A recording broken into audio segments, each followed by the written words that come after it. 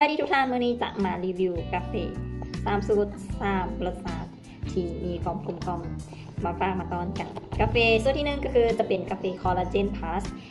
ที่จะช่วยเห็นให้ผิวสวยผิวใสหุ่นกระสับได้สัดได้ส่วน แล้วก็เห็นให้สุขภาพดีบ่มีผลข้างเคียงต่อร่างกาย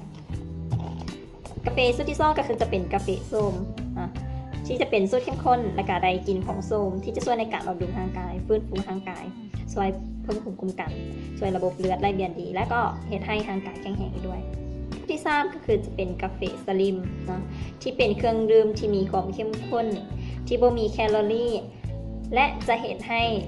กระตุยเห็นให้หุ่นสวยหุ่นเพียวกระสับได้สัดได้ส่วนกับเน่นจะมีอยู่ที่สาว2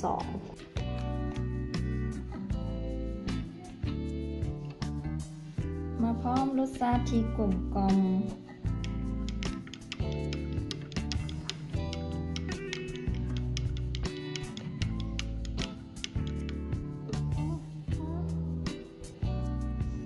ได้ทั้งผิวสวยผิวใสหุ่นเพียวกระสับได้สัดได้ส่วนแถมสุขภาพดีแข็งแรงอีกด้วย